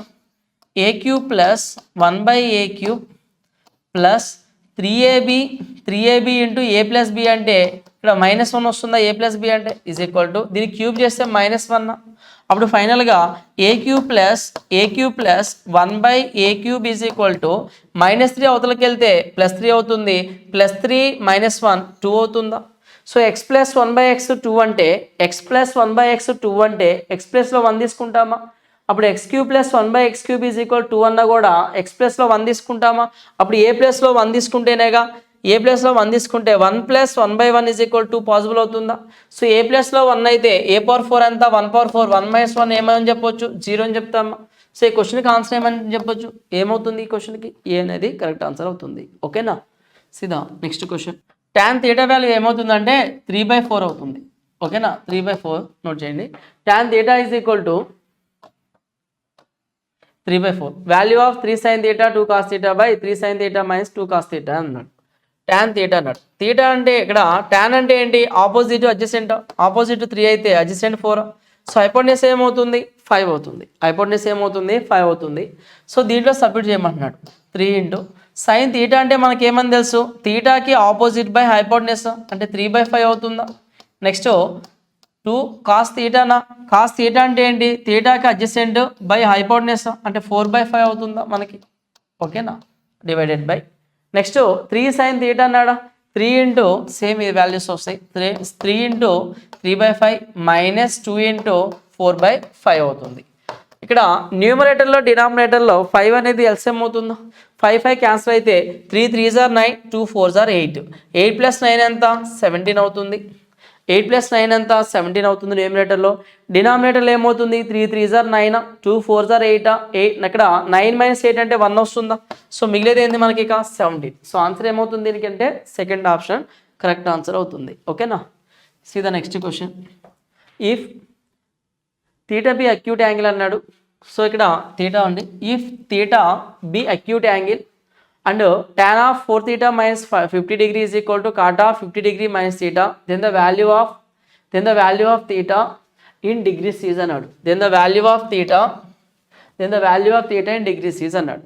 సో మనకి ఇక్కడ కాంబినేషన్ మీరు గమనిస్తే tan A is equal to cot B అవుతుంది. ఇది tan A is equal to cot B. If మనకి ట్రిగ్నామెట్రీలో కండిషన్ ఏంటి? If tan A is equal to cot B, if tan A is equal to cot B, then A plus B is equal to 90 అవుతుంది. tan A is equal to cot B అయితే A plus B ఏమవుతుంది? 90కి equal అవుతుంది. So A plus B నా ఈ రెండు add చేద్దామా? Add చేస్తే 4θ minus θ అంటే 3θ, మైనస్ 50 ప్లస్ 50 అంటే cancel. So 3θ is equal to 90 degree అవుతుంది. సో థీటా వాల్యూ కదా అడిగింది. థీటా వాల్యూ అంటే ఎంత? 30 డిగ్రీ వస్తుంది. సో ఆన్సర్ ఏంటి? First option. ఓకేనా? సీదా next question. A tower is 50 meters high. Its shadow is x meters shorter when the sun's altitude is 45 degree than when it is 30 degree. The value of x in meters is అన్నాడు. ఒక tower 50 meters ఎత్తు ఉంటుంది. సూర్యుని ఎత్తు 30 degree ఉన్నప్పుడు కంటే 45 degree ఎత్తులో ఉన్నప్పుడు దాని నీడ ఎక్స్ మీటర్లో తక్కువగా ఉంటుంది. అయినా ఎక్స్ వాల్యూ ఎంత అంటున్నాడు. సో మనకి ఇక్కడ ఒక టవర్ యొక్క హైట్ ఇచ్చాడు. సన్ యొక్క యాంగిల్ ఎలా ఉందంట? ఇక్కడేమో 45 degrees అని చెప్తున్నాడు. ఇక్కడ వచ్చేసరికి ఏమో 30 degrees అని చెప్తున్నాడు. ఓకేనా? ఒకటి 45 degree, ఒకటి 30 degree. ఇక్కడ మీరు గమనిస్తే 30 degree, ఇప్పుడు 30 degree ఉంది కదా మనకి ఇక్కడ. 30 degree కన్నా 45 degree, ఒక చోట ఏమో 30 degree ఉంది, ఒక చోట ఏమో 45 degree ఉంది. ఇక్కడ ఈ టవర్ అనుకుంటే టవర్ యొక్క లెంత్ ఎంత ఉంది? జనరల్గా ఎంత ఇచ్చాడు మన క్వశ్చన్లో? 50 meters హైట్ ఇచ్చాడు. టవర్ యొక్క లెంత్ ఎంత? 50 meters హైట్. 45 degree ఉన్నప్పుడు, 45 degree ఇంక్లినేషన్ ఉన్నప్పుడు అంటే 30 degree ఇంక్లినేషన్ ఉన్నప్పుడు ఎంత అవుతుంది? ఇదంతా షాడో కింద చెప్తామా? 45 degreeకి వచ్చినప్పుడు ఏమవుతుంది? ఈ లెంత్ తగ్గుతుంది. 45 degreeకి వచ్చినప్పుడు ఈ లెంత్ తగ్గుతుంది. ఆ తగ్గిన లెంత్ ఎంత అన్నాడు? x meters అన్నాడు. తగ్గింది ఏమన్నాడు? x meters అన్నాడు. అయితే మనకి ఇక్కడ 45, ఇది 90 ఇది 45, ఇది 45 అయితే ఇది 1:1 అవుతుందా? ఇది ఏం ట్రయాంగిల్? Right angle triangle. 45 ఇక్కడ, 45 అంటే 1:1. అలా కాకుండా ఈ ట్రయాంగిల్ అస్యూమ్ చేయండి. 30, 90, 60 అంటే ఇది 1 అయితే 30కి ఆపోజిట్ 1 అయితే అప్పుడు ఇది ఏమవుతుంది మనకి? √3 అవుతుందా? సో మనకి ఏం కావాలి? ఎక్స్ వాల్యూ కావాలి. ఏం కావాలి? ఎక్స్ వాల్యూ ఎలా వస్తుంది? √3లోంచి 1 రిమూవ్ చేస్తే ఈ √3 - 1 తీసేస్తేనేగా ఎక్స్ వాల్యూ వచ్చేది. ఇప్పుడు చెప్పండి, ఈ 1 అనేది ఇక్కడ సేమే కదా 1 అనేది. సో 1 అంటే ఏంటి? టవర్ హైటా ఎంత ఇచ్చాడు? 50 ఇచ్చాడా? 1 50 meters అయితే 1 పార్ట్ 50 మీటర్స్ అయితే నీకేం కావాలి, ఈ ఎక్స్ వాల్యూనా అడిగింది. సో టోటల్ √3లోంచి 1 రిమూవ్ చేస్తే వచ్చేదే కదా ఎక్స్. అప్పుడు √3 మైనస్ 1 వాల్యూ ఎంత, క్రాస్ మల్టిప్లై చేయండి. So 50 into √3 minus 1 by, so 1 కిందకు వస్తుందా అంటే మన ఆన్సర్ ఏమని చెప్పొచ్చు, 50 ఇంటూ √3 మైనస్ 1 అవుతుందా. సో ఆ ఎక్స్ వాల్యూ ఎంత, 50 ఇంటూ √3 మైనస్ 1 అనేది ఆ ఎక్స్ వాల్యూ అవుతుంది. ఓకేనా. సీదా next question 59. X is equal to 5 plus 2 root 6, then find the value of √x minus 1 by √x అన్నాడు. అయితే ఇక్కడ దీన్ని ఎలా రాయొచ్చు అంటే √3 హోల్ స్క్వేరా అంటే a square plus b square plus 2ab ఇలా రాస్తామా మనం. a square plus b square plus 2abగా రాస్తాం. అప్పుడు ఏమవుతుంది, ఇది a ప్లస్ b హోల్ స్క్వేరా. x is equal to a plus b whole square అవుతుందా. ఆ హోల్ స్క్వేర్ యువతలకు వస్తే రూట్ అవుతుందా. రూట్ ఎక్స్ వాల్యూ ఏమొచ్చింది మనకి, √3 ప్లస్ √2 వచ్చింది. సో దీన్ని రేషనలైజ్ చేస్తే 1/√x ఏమవుతుంది, రెసిప్రోకల్ చేస్తే √3 మైనస్ √2 అవుతుంది. ఓకేనా, √3 మైనస్ √2. మనకి ఏం అడిగాడు, √x మైనస్ 1/√x అన్నాడు. సో √x మైనస్ 1/√x అంటే ఇక్కడ మైనస్ సైన్ చేంజ్ అవుతుంది, ఇక్కడ మైనస్ అవుతుంది, మైనస్ ఇంటూ మైనస్ ప్లస్ అవుతుంది. ఈ రెండింటిని ఇలా సేమ్ యాస్టీజ్ ఉన్నట్టు యాడ్ చేస్తే √3 క్యాన్సిల్ అవుతుంది. రిజల్ట్ ఏమవుతుంది, 2√2 అవుతుంది. ఇచ్చిన ఆప్షన్స్లో మనకి 2√2 ఉందా, లేదు. సో లేదు కాబట్టి ఆన్సర్ ఏంటి, డి అవుతుంది. Okay, see the next question. The perimeter of a trapezium is 58 centimetres. Sum of its non parallel sides is 20 అన్నాడు. If its area is 152, then what is the distance between the parallel sides అన్నాడు. ఓకేనా. So distance between parallel sides అంటే రెండు sides మధ్య length అడిగాడు. Trapezium యొక్క చుట్టుకొలత ఇచ్చాడు 58 అన్నాడు. అంటే మొత్తం ట్రెపీజియం మనకి ఏ షేప్ ఉంటుంది, ఇక్కడ ట్రయాంగిల్ కట్ చేస్తే వచ్చే షేప్ ఉంటుంది కదా, ఇదే కదా ట్రెపీజియం. సో ఇది ప్యారలల్ సైడ్స్, ఇది డిస్టెన్స్ బిట్వీన్ ప్యారలల్ సైడ్స్, ఓకేనా. అయితే దాని వైశాల్యం ఇచ్చాడు 152 అని. ట్రెపీజియం యొక్క ఏరియా ఎంత, half into a plus b into distance between parallel sides D అని తీసుకుంటాం, హెచ్ అని తీసుకుంటాం, ఎలా అయినా తీసుకోవచ్చు మనం. డి అంటే ఏంటి, డిస్టెన్స్ బిట్వీన్ ప్యారలల్ సైడ్స్, ఇది ఈజ్ ఈక్వల్ టు 152 అని చెప్తున్నాడు. ఇక నెక్స్ట్ టైం ఇచ్చాడు మనకి క్లూ, చుట్టుకొలత ఇచ్చాడు 58 అని, మరియు దాని సమాంతర భుజాలు కాని అంటే ఇవే కదా. సమాంతర భుజాలు కావు అంటే ఇవి ఈక్వల్ లెంత్లు కావు. ఇది ఒక లెంత్ ఉంటే ఇది ఒక లెంత్ ఉంటుంది. ఈ లెంత్ ప్లస్ ఈ లెంత్ ఎంత ఇచ్చాడు మనకి, 20 అని చెప్తున్నాడు. అంటే సో ఈ రెండు లెంత్లు యొక్క ఎంత ఉంది, సమ్ 20 ఉంది, ప్లస్ ఈ length A length B length A plus B కలిపితేనే కదా మనకి దాని యొక్క చుట్టుకొలత అయ్యేది. ఎంత ఇచ్చాడు క్వశ్చన్లో, 58 అంటున్నాడు. అప్పుడు ఏ ప్లస్ బి ఎంత అవుతుందో మనకి, ఈ 20 అవతలకి వెళ్తే 38 అవుతుందా. సో ఏ ప్లస్ బి ఎంత వస్తుంది మనకి, 38 అవుతుంది. సో 2 ఎన్ని టైమ్స్ పోతుంది, 19 టైమ్స్. 19 అనేది 8 టైమ్స్ పోతుందా, 19 8 × 152. సో ఆ రెండు ప్యారలల్ సైడ్స్ మధ్య డిస్టెన్స్ ఎంత అంటే 8 వస్తుంది. సో ఆన్సర్ ఏంటంటే ఈ క్వశ్చన్కి సి అనేది కరెక్ట్ ఆన్సర్ అవుతుంది. ఓకేనా. See the next question. The value of అన్నాడు. 225 ఎలా రాయొచ్చు, 15 స్క్వేరా. సో 154 ప్లస్ 15 అంటే 169. ఈ 169 అంటే ఎంత, 13 స్క్వేరా. 169 అంటే ఎంత, 13 స్క్వేర్. సో 108 ప్లస్ 13 అంటే ఎంత వస్తుంది మనకి వాల్యూ, 121. సో 121 అంటే 11 స్క్వేరా అంటే 11. 25 ప్లస్ 11 ఎంత ఇక్కడ, 36. 36 అంటే 6 స్క్వేరా. 10 ప్లస్ 6 అంటే ఎంత, 16 అంటే ఎంత, 4 అవుతుంది, 4 స్క్వేరా. సో ఫైనల్ రిజల్ట్ ఎంత అంటే 4 అవుతుంది. So 4 is the correct answer. See the next question. If 1/8 of a pencil is black, 1/2 of the remaining is white అన్నాడు. And the remaining 3 centimeters, remaining 3 1/4 అండి ఇక్కడ ఇది ఈజ్ బ్లూ అన్నాడు. Find the total length of the pencil. మిగిలినది 3.5 is blue అన్నాడు. మిగిలినది 3.5 centimetre నీలం రంగులో ఉంది. సో 3.5 మిగిలిన ఎంత అన్నాడు, 3.5 సెంటీమీటర్స్ నీలం రంగులో ఉంది. అయినా పెన్సిల్ మొత్తం పొడవు ఎంత అన్నాడు. 1/8 అన్నాడు, 1/8 అన్నాడు. ఓకేనా. సో ఇప్పుడు మనం గమనిస్తే ఇక్కడ 1/8 పెన్సిల్ ఎంత అన్నాడు, ఫస్ట్ నాకు చెప్పండి క్లియర్గా. 1/8 పెన్సిల్ ఎంత అన్నాడు, నల్లగా ఉంది అన్నాడు. మిగిలిన దాంట్లో 1/2 తెల్లగా అన్నాడు. సో 1/8 అంటే 8లో 1 పార్ట్ అయిపోతే మిగిలింది ఎంత, 7/8. ఆ 7/8లో హాఫ్ అన్నాడు. హాఫ్ అంటే ఎంత, 1/2. ఈ 7/8లో హాఫ్ అంటే ఎంత 1, ఈ 7/8లో హాఫే కదా. సో దీన్ని ఏమని చెప్పొచ్చు 7/2 8 జార్ ఎంత 16, 2 8 జార్ ఎంత 16, 7/16 ఆఫ్ టోటల్ లెంత్లో 7/16 అన్నాడు. 7/16 ఎలా ఉందన్నాడు, తెల్లగా ఉందన్నాడు. రిమైనింగ్ 7/8లో హాఫ్ పోతే, రిమైనింగ్ 7/8లో అంటే 7/8లో హాఫ్ పోతే మిగిలింది ఎంత, మళ్ళీ హాఫే కదా, ఆ హాఫేనా ఇది. 7/16 ఆఫ్ టోటల్ అనేది ఇంకెంత ఉన్నాడు మిగిలింది అన్నాడు కదా. సో మిగిలింది 3.5 అన్నాడు, 3.5 అన్నాడు. సో అప్పుడు మనకి ఏం కావాలి, టోటల్ ఎంత అడిగింది, టోటల్ లెంత్. సో ఈ వాల్యూ అవతల తీసుకెళ్ళు, 3.5 ఇంటూ 16/7. ఇది ఏం టైమ్స్ పోతుంది, 2 టైమ్స్, 2 1s 2 8s. సో దాని టోటల్ లెంత్ ఎంత 8 సెంటీమీటర్స్. పాయింట్ అర్థమైందా. 1/8 నల్లగా ఉందన్నాడు, 7/8 రిమైనింగ్ ఉంది. దీంట్లో హాఫ్ ఏమో తెల్లగా ఉందన్నాడు. ఇందులో హాఫ్ తెల్లగా ఉంటే అదే ఇందులో మరో హాఫ్ అంటే ఇంక ఇదే కదా అయ్యేది. 7/16 ఆఫ్ టోటల్ ఎంత అన్నాడు, లెంత్ మిగిలింది 3.5 అన్నాడు. టోటల్ లెంత్ ఎంత అంటే క్రాస్ మల్టిప్లై చేసినాం. సి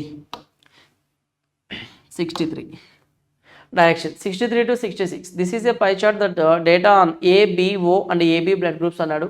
150 donors అంట. Observe the pie chart and answer the questions అన్నాడు. 150 మంది దాతల బ్లడ్ గ్రూప్ల డేటాకి సంబంధించిన పై చార్ట్ని గమనించి ప్రశ్నలకు సమాధానం ఇవ్వండి అని చెప్తున్నాడు. సో పై చార్ట్ చూస్తే మనకి మొత్తం ఏనే బ్లడ్ గ్రూప్ అన్నాడు, బి అనే బ్లడ్ గ్రూపు, ఓ అనే blood group, AB blood group మొత్తం కలిపి పై చార్ట్లో మెన్షన్ చేశాడు. టోటల్ యాంగిల్ ఎంత అంటే 360 డిగ్రీ. ఫస్ట్ క్వశ్చన్ ఏమి ఇచ్చాడో చూద్దాం. The number of donors having group O అన్నాడు. ఓ అనే గ్రూప్లో ఎంతమంది డోనర్స్ ఉన్నారు అన్నాడు.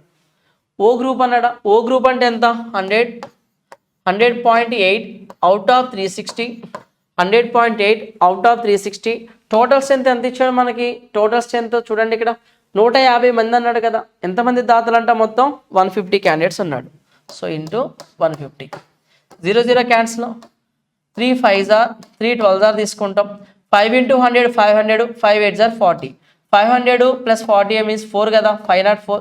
సో 12 ఎన్ని టైమ్స్ పోతుంది, 12 4s 48, ఇంకా 24 మిగులుతుంది. 12 2s 24. సో ఎంతమంది ఉన్నారండి మనకి ఇక్కడ ఓ గ్రూప్లో వాళ్ళు ఎంతమంది ఉన్నారు, 42 మెంబర్స్ ఉన్నారు. సో ఆన్సర్ ఏంటంటే సెకండ్ అనేది సెకండ్ ఆప్షన్ అవుతుంది. సీదా next question. The number of persons having either blood group A or blood group B అన్నాడు. ఏ ఆర్ బి అంటే ఏ గ్రూప్ మరియు బి గ్రూప్ ఎంతమంది అంటున్నాడు. 129 + 70, 120 + 70 ఎంత 199, 199 201.6. చూడండి ఇక్కడ 120 + 70 ఎంత 190, 9 + 2 ఎంత 11 అంటే 201.6, 201.6 ఓకేనా. 190, 199 201.6 బై 360 ఇంటూ టోటల్ స్ట్రెంత్ ఎంత 150 అని చెప్తున్నాడు కదా, క్వశ్చన్లో ఆల్రెడీ ఇచ్చాడు కదా. టోటల్ స్ట్రెంత్ 150 అని మనకి టోటల్ స్ట్రెంత్ ఎంత ఇచ్చాడు 150 ఇచ్చాడు. ఓకే సి ఈ వాల్యూ ఎంతో చెప్పాలి. So 0 0 cancel, 3 5s 3 12 times. So ఇక్కడ 200 into 5 ఎంత 5 2s 5 2s ఎంత 10,000 అవుతుందా, 200 into 5 1000 అవుతుంది.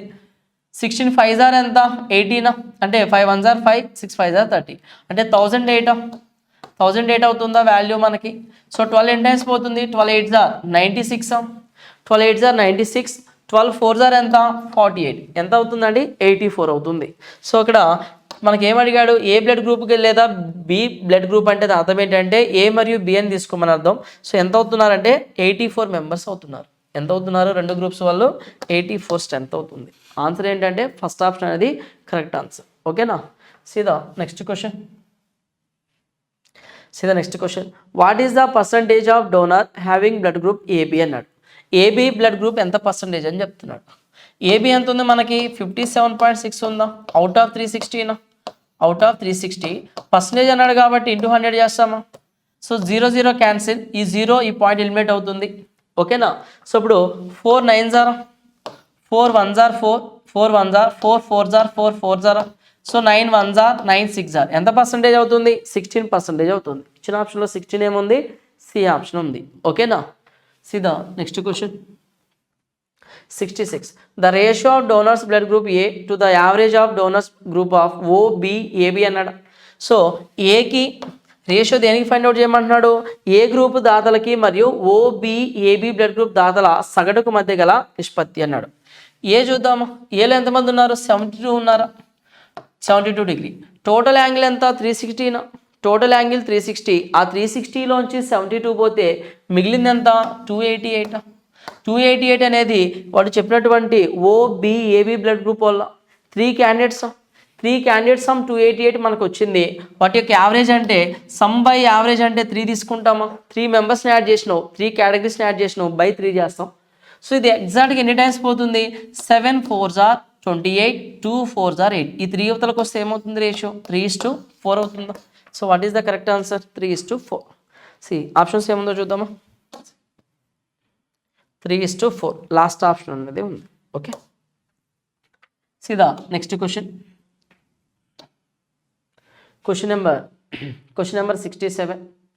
The measures of the three angles in a triangle are in the ratio 1:1:2 అన్నాడు.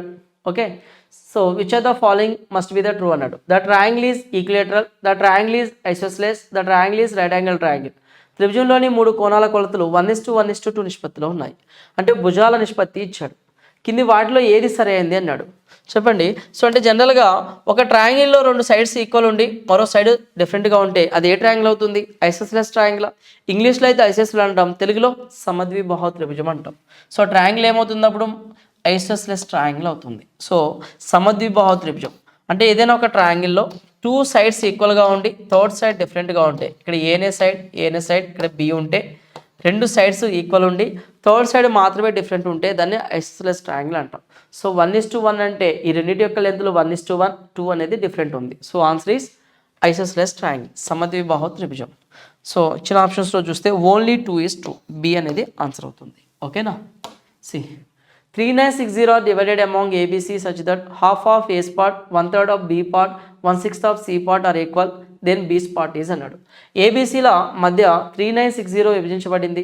ఏ యొక్క భాగంలో సగం, బి యొక్క భాగంలో 3వ వంతు, సి యొక్క భాగంలో 6వ వంతు సమానంగా ఉంటే అప్పుడు బి యొక్క భాగం అనేది ఎంత అన్నాడు.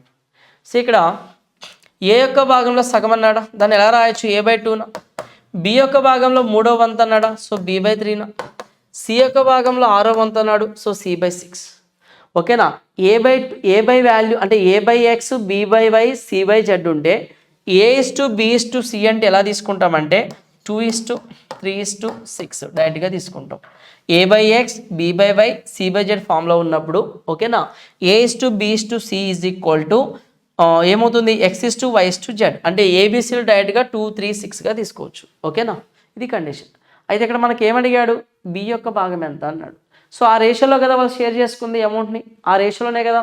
సో 6 + 3 9, 9 + 2 ఎంత 11 పార్ట్స్ వాల్యూ 3960 అయితే బి వాటా ఎంత అన్నాడు. బి వాటా అంటే ఎంత మనకు కావాల్సింది 3 parts. 11 3s are 11 6s are 360 times 36 × 3 ఎంత 1080 అవుతుంది. సో ఆన్సర్ ఏంటంటే ఇక్కడ సి అనేది కరెక్ట్ ఆన్సర్ అవుతుంది 1080. ఓకేనా. See what must be added to each terms of the ratio 49:68 so as it becomes the ratio 3:4. 49:68 నిష్పత్తి యొక్క ప్రతి పదానికి ఎంత జోడించాలి, ఎంత జోడించిన తర్వాత తద్వారా అది నిష్పత్తి 3:4 అవుతుంది అన్నాడు. 3:4 అవుతుంది అన్నాడు. ఇక్కడ ఆడ్ టర్మ్ ఉందా, ఆడ్ టర్మ్ అంటే ఇప్పుడు జనరల్గా మనం ఎప్పుడైనా సరే ఈవెన్ ఆడ్ కంపేర్ చేస్తే ఆడ్ కన్నా ఈవెన్ అనేది ఈజీగా అవుతుంది, ఏదైనా క్యాల్కులేట్ చేయడం కానీ కౌంట్ చేయడం కానీ. ఓకేనా. సో అప్పుడు ఇదేముంది ఈవెన్ ఉంది, ఇక్కడ ఏముంది 4 ఉండాలంట. సో నీకు 49కి ఒక నెంబర్ యాడ్ చేసిన అని చెప్తున్నాడు. 49కి ఒక నెంబర్ యాడ్ చేస్తే 3తో రేషియో 3 వస్తుందన్నాడు. అలాగే 68 కూడా అదే నెంబర్ అన్నాడు. చూడండి ఇక్కడ ప్రతి పదానికి ఎంత జోడిస్తే తద్వారా నిష్పత్తి 3:4 అన్నాడు. ఫస్ట్ నెంబర్కి ఒక నెంబర్ యాడ్ చేస్తున్నాడు, సెకండ్ నెంబర్కి ఒక నెంబర్ యాడ్ చేస్తున్నాడు. ఇక్కడ ఎంతైతే యాడ్ చేస్తున్నాడో ఇక్కడ అంతే యాడ్ చేస్తున్నాడు. రిజల్ట్ 3:4 అన్నాడు. 4తో డివైడ్ అవ్వాలి, ఒక నెంబర్ని యాడ్ చేయాలి. ఆ యాడ్ చేసే నెంబర్ ఏంటో చూద్దాం. ఇక్కడ మీరు గమనిస్తే ఇది ఈవెన్ కదా, ఈవెన్ నెంబర్కి ఎప్పుడైనా సరే ఈవెన్ రావాలి అంటే ఏ నెంబర్ని యాడ్ చేయాలి, ఖచ్చితంగా ఈవెన్ని యాడ్ చేయాలి. ఒక ఈవెన్ నెంబర్కి ఎందుకండి 4తో డివైడ్ అవ్వాలంటే ఖచ్చితంగా అది ఏ నెంబర్ అయి ఉండాలి, ఈవెన్ నెంబర్ అయి ఉండాలి. 4 ఏం చేస్తుంది, కేవలం ఈవెన్ నెంబర్స్ని డివైడ్ చేస్తుంది, ఆడ్ నెంబర్ని డివైడ్ చేయదు.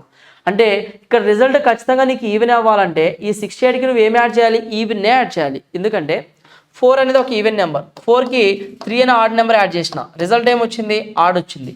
4 అనేది ఒక ఈవెన్ నెంబర్, 4కి 6 అనే ఒక ఈవెన్ నెంబర్ని యాడ్ చేసిన, రిజల్ట్ ఎంత వచ్చింది? ఈవెన్ వచ్చింది. పాయింట్ అర్థమైందా? సో ఒక ఈవెన్ నెంబర్కి ఖచ్చితంగా ఈవెన్ యాడ్ చేయాలి. ఇచ్చిన ఆప్షన్స్లో ఈవెన్ నెంబర్ ఎక్కడ ఉంది? ఒక సి ఆప్షన్లోనే ఉంది. సో ఆన్సర్ ఏమని చెప్పొచ్చు మనకి? సి అనేది కరెక్ట్ ఆన్సర్ అని చెప్తాం. ఇచ్చిన ఆప్షన్స్లో సో ఈవెన్ నెంబర్ ఏముంది? ఒక సీనే ఉంది. అంటే రెండు సంఖ్యలకు 8ని యాడ్ చేస్తే అది 3:4 రేషియోలో ఉంటుంది. అది ఏ రేషియోలో ఉంటుంది? 3:4 రేషియోలో ఉంటుంది. ఓకేనా?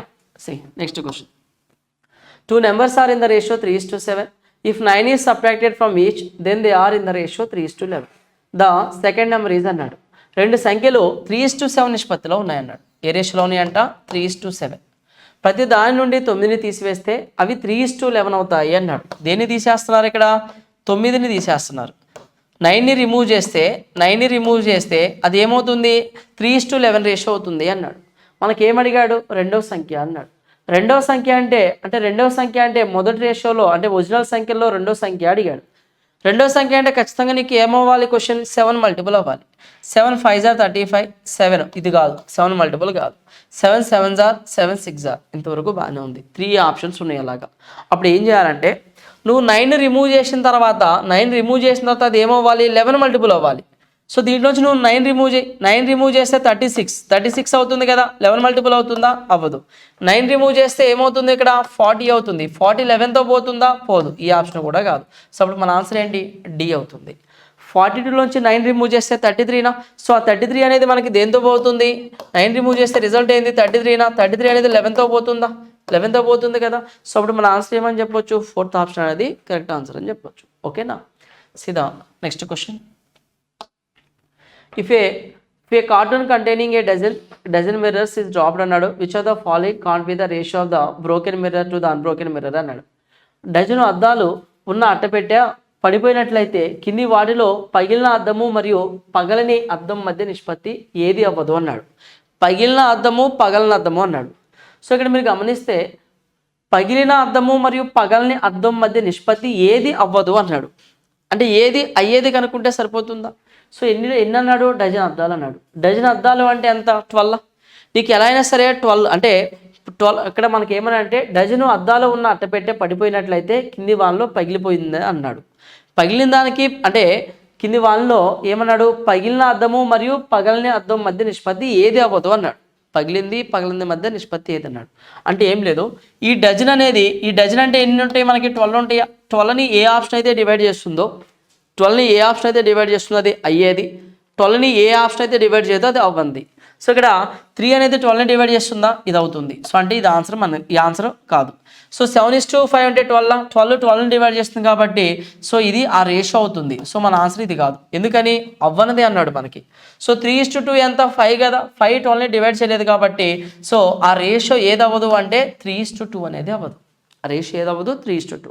ఇక్కడ చూడండి 1:5 అంటే 6 12ని డివైడ్ చేస్తుంది కాబట్టి సో ఇది కూడా రేషియో అవుతుంది. సో మనకి అవ్వన్ రేషియో అన్నాడు కాబట్టి అవ్వన్ రేషియో ఏంటి అంటే 3:2. సో ఆన్సర్ ఏంటంటే సి అవుతుంది.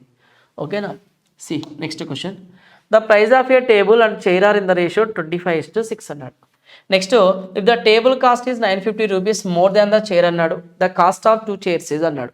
ఇక్కడ గమనిస్తే ఒక టేబుల్ కుర్చీ ధర 25:6% ఉన్నాయంట. టేబుల్ ఖరీదు కుర్చీ కంటే 950 రూపీస్ ఎక్కువ అని చెప్తున్నాడు. అయితే అప్పుడు రెండు కుర్చీల ధర ఎంత అన్నాడు. సో టేబుల్ చైర్ ఏ రేషియోలో ఉన్నాయి? రెండు ఒకదానికి ఒకటి 25:6 రేషియోలో ఉంది. టేబుల్ అనేది కుర్చీ కంటే ఇక్కడ ఎన్ని పార్ట్స్ ఎక్కువ ఉంది? 19 పార్ట్స్ ఎక్కువ ఉందా? ఆ 19 పార్ట్స్ వాల్యూ ఏమన్నాడు? 950 రూపీస్ అన్నాడు. మనకేం కావాలి? రెండు కుర్చీల ధర ఎంత? ఒక చైర్ ధర ఎంత? 6 పార్ట్స్ ఉందా? అప్పుడు రెండు కుర్చీలు అంటే ఎంత? 6 + 6 12 పార్ట్స్ అవుతుందా? 12 పార్ట్స్ ఎంత? ఇది 19 5s are 95 50 టైమ్స్ అప్పుడు 12 5s are ఎంత? 60 600 అవుతుందా? సో ఆన్సర్ ఏంటి దీనికి? 600 అనేది కరెక్ట్ ఆన్సర్ అవుతుంది. ఓకేనా? C a bottle of whisky contains 3:4 3/4 of whisky అన్నాడు అండ్ ద రెస్ట్ వాటర్ అన్నాడు. How much of the mixture must be taken away and the substituted by equal quantity of water అన్నాడు. So as to have half whisky and half water అన్నాడు.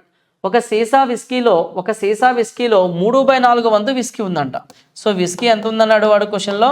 3/4 వంతు అంటే so 4 భాగాల్లో 3 భాగాలు whisky ఉందంటే ఒక భాగం ఎంత ఉన్నట్టు? వాటర్ ఉన్నట్టు. అక్కడ వాటర్ ఉంది. అయితే సగం విస్కీ మరియు సగం నీరు ఉండేలా ఎంత మిశ్రమాన్ని తీసి సమాన పరిమాణంలో నీటితో భర్తీ చేయాలి అన్నాడు. ఎంత మిశ్రమాన్ని తీసి అంటే కొంత తీస్తున్నాడు రెండింటి నుంచి. సో తీసిన అంటే రెండింటి నుంచి అదే ప్రపోర్షన్లో బయటికి వెళ్తుంది కాబట్టి తీసిన తర్వాత కూడా రేషియో 3:1 అవుతుంది. తీసిన తర్వాత కూడా రేషియో 3:1 అవుతుంది. రిమూవ్ చేసి తర్వాత అంతే పరిమాణంలో చూడండి ఇక్కడ నీరు ఉండేలా చూడండి, ఇక్కడ సగం విస్కీ సగం నీరు ఉండేలా ఎంత మిశ్రమాన్ని తీసి సమాన పరిమాణంలో అంటే నువ్వు ఎంతైతే తీస్తున్నావో అంతే పరిమాణంలో నీటిని కలుపుతున్నాడు. సో నీటిని కలిపితే రేషియో ఏమైందన్నాడు సగం నీరు సగం విస్కీ ఉంది అన్నాడు. సగం విస్కీ సగం నీరు. అయితే నీకు వాటర్ యాడ్ చేస్తున్నాడు, విస్కీ మాత్రం యాడ్ చేయట్లేదు కదా. అప్పుడు విస్కీ అనేది ఏమవుతుంది, ఇనిషియల్గా సేమ్ చేసుకుంటే సరిపోతుందా? సో అప్పుడు 3తో మల్టిపుల్ చేస్తే ఏమవుతుంది మనకి రేషియో 3:3. 3తో మల్టిపుల్ చేస్తే 3:3 అవుతుందా? 3:3నా? పాయింట్ అర్థమైందా? సమాన పరిమాణం అన్నాడు. 1:1 నేను ఏం చేసిన 3తో మల్టిపుల్ చేసిన. 3తో ఎందుకు చేసిన? విస్కీలో ఎటువంటి మార్పు లేదు, వాటర్ మాత్రమే నీకు మార్పు అవుతుంది. అంటే వాటర్ మాత్రమే చేంజ్ అవుతుంది, విస్కీలో చేంజ్ ఉండదు. అందుకని విస్కీని ఈక్వల్ చేయాలి కాబట్టి 3:1 3. ఎన్ని పార్ట్స్ పెరిగింది వాటర్? 2 పార్ట్స్. అంటే ఎన్ని పార్ట్స్ యాడ్ చేశాడు వాటర్? వాడు 2 పార్ట్స్ యాడ్ చేశాడు. టోటల్ క్వాంటిటీ ఎంత? 3:3, 6 పార్ట్స్ క్వాంటిటీ. ఓకేనా? సో ఎందుకని ఇక్కడ రిమూవ్ చేసిన తర్వాత కలిపిన తర్వాత రేషియో అంటే టోటల్ క్వాంటిటీ ఏముంటుంది? 6 పార్ట్స్ ఉంటుంది. వాటర్ యాడ్ ఏమో 2 పార్ట్స్ ఉంటుంది. సో ఎంత ఇక్కడ మన క్వశ్చన్ ఏమన్నాడు? సగం విస్కీ సగం నీరు ఉండేలా ఎంత మిశ్రమాన్ని తీశాడు అంటే 2 తీశాడు అవుట్ ఆఫ్ 6లో. ఈ రేషియోనే కదా అడిగింది, ఈ పర్సంటేజ్నే కదా మనకు అడిగింది, into 100. So 2 1s 2 3s answer ఏమవుతుందంటే 33 అవుతుంది. సో ఇక్కడ ఆన్సర్ ఏమొస్తుంది మనకి 33 అనేది ఇక్కడ కరెక్ట్ ఆన్సర్ అవుతుంది. ఓకేనా? సీదా next question. In what ratio must be 1:4 mixtures of whisky and water be mixed with 1:1 mixture to obtain 2:3 mixture అన్నాడు. 2:3 మిశ్రమాన్ని పొందడానికి 1:4 విస్కీ మరియు నీటి మిశ్రమాన్ని అవే ఉన్నటువంటి 1:1 మిశ్రమంతో ఏ నిష్పత్తిలో కలపాలి అన్నాడు. ఓకేనా? సో ఫస్ట్ రేషియో ఏముంది? 1:4. దీన్ని 1:1తో కలిపాడు. ఏ నిష్పత్తిలో కలిపితే ఈ ఫార్మేషన్ అంటే ఈ 2:3 మిక్చర్ ఫామ్ అయింది అన్నాడు. ఓకేనా? సో ఇప్పుడు అలిగేషన్ కనుక చూసుకున్నట్లయితే ఫస్ట్ పార్ట్ అయినా సెకండ్ పార్ట్ అయినా తీసుకోండి. సో 1/5 నేను ఫస్ట్ పార్ట్నే తీసుకుంటున్నా. ఆ రేషియోలో ఏమవుతుంది? 1/2నా? సో మిడిల్ ఏమవుతుంది? ఈ మిక్చర్ యొక్క ఫామ్ అయిన మిక్చర్ ఉంది కదా, మిశ్రమాన్ని పొందడానికి అన్నాడు కదా, ఈ మిక్చర్ ఉంది కదా 2:3 అనేది, దీంట్లో ఫస్ట్ పార్ట్ ఏమవుతుంది? 2/5 అవుతుంది. 2/5. సో 5 5 2 ఎల్సిఎం ఏమవుతుంది మనకి? 10 అవుతుందా ఎల్సిఎం? సో 10 అంటే 5 2s 2 అవుతుందా? ఇక్కడ ఇంటూ 10 అంటే 2 5s అవుతుందా? ఓకేనా? సో నెక్స్ట్ ఇక్కడ ఏమవుతుంది? 2/5 × 10 5 2s 2 2s ఎంత? 4 అవుతుందా? సో ఈ రేషియోనే కదా మనకు అడిగింది. 2 4 డిఫరెన్స్ ఎంత? 2 అవుతుంది. సో 5 4 1 డిఫరెన్స్ ఎంత? 1 అవుతుంది. సో ఏ రేషియోలో కలపాలి? ఇక్కడ 1:2 రేషియోలో కలపడం జరిగింది. ఓకేనా? ఏ రేషియోలో? అది 1:2 రేషియోలో. 2:3 మిశ్రమాన్ని పొందడానికి 1:4 విస్కీ మరియు నీటి మిశ్రమాన్ని అవే ఉన్న 1:1 మిశ్రమంతో ఏ నిష్పత్తిలో కలిపారు అంటే 1:2 నిష్పత్తిలో కలపడం జరిగింది. ఓకేనా? సీదా next question. A merchant has 100 kg of sugar, part of which he sells at 7% profit, rest at 17% profit. He gains 10% on the whole అన్నాడు. How much he sold at 17% profit. ఒక వ్యాపారి వద్ద 100 కిలోల చక్కెర ఉంది. అందులో కొంత భాగాన్ని అతను 7% లాభంతో అమ్మాడు, మిగిలిన దాన్ని 17% లాభంతో అమ్మాడు. అతను మొత్తం మీద 10% లాభాన్ని పొందాడు. అయితే 17% లాభంకి ఎంత విక్రయించాడు అన్నాడు. సో ఇక్కడ 100 కిలోల్లో ఒక భాగం 7% ప్రాఫిట్ అన్నాడు. ఓకేనా? సో మిగిలిందేమో 17% ప్రాఫిట్ అన్నాడు. మిగిలింది ఎంత ప్రాఫిట్ అన్నాడు? 17% అన్నాడు. అయితే రెండింటి మీద ఓవరాల్గా ఎంత ప్రాఫిట్ వచ్చిందన్నాడు క్వశ్చన్లో? 10%, మొత్తం మీద 10% ప్రాఫిట్ అన్నాడు. అది మిడిల్లో తీసుకుంటాం. 10కి 7కి డిఫరెన్స్ ఎంత? 3నా? 17కి 10కి డిఫరెన్స్ ఎంత? 7 అవుతుంది. సో ఏ రేషియోలో ఉంది? ఇవి 7:3 రేషియోలో ఉంది. 7:3 అంటే టోటల్ 10 పార్ట్స్. 10 పార్ట్స్ 100 kgs అయితే 10 పార్ట్స్ 100 kgs అయితే క్వశ్చన్ ఏమన్నాడు? 17%కి ఎంత విక్రయించాడు? 17%తో వచ్చిన వెయిట్ ఎంత? 3 పార్ట్స్. 3 పార్ట్స్ ఎంత? 3 పార్ట్స్ అంటే ఎంత? 10 10s 3 10s ఎంత అంటే 30 kgs. So answer is B. Option B is the correct answer. ఓకేనా?